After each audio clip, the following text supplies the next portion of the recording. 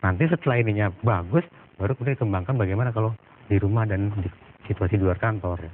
Itu scene ini nggak menyangkau yang itu, nggak ada itu.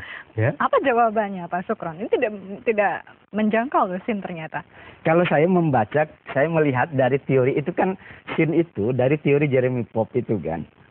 Saya melihat justru tidak ada teori yang melihat korupsi secara integralistik itu kecuali memang teori scene itu gitu ya.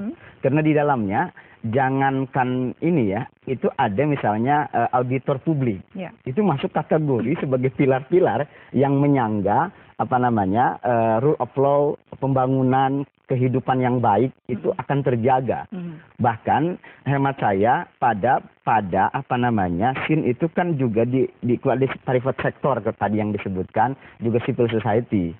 Jadi apa termasuk di dalamnya adalah yudikatif. Jadi kalau masuk itu, kalau saya membacanya itu ya adalah kalau auditor yang internal seperti apa namanya Irjen ya, itu difungsikan justru itu bagian dari check and recheck di dalam itu sendiri dalam kerangka membuat sebuah badan eksekutif yang lebih bersih.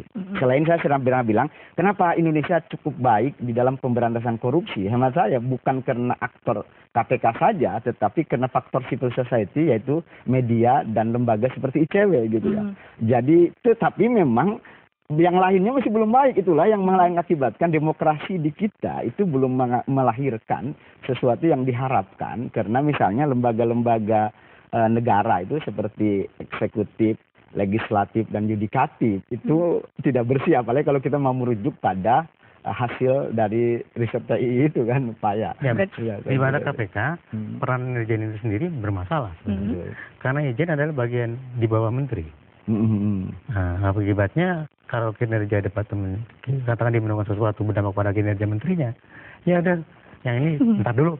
Nah, gitu. Sehingga rekomendasi KPK Irjen ini independen dan di bawah presiden. Betul. Ada lembaga baru lagi rekomendasi kami. Bahkan Irjen itu Bawah Menpan. Bisa saja membantu sebelum diteliti KPK kan. Itu dia. Gitu.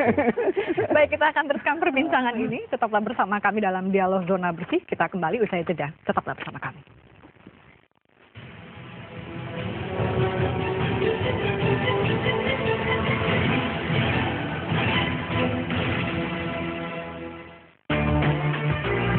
Resensi, baca buku, perluas cakrawala, gali kedalaman ilmu.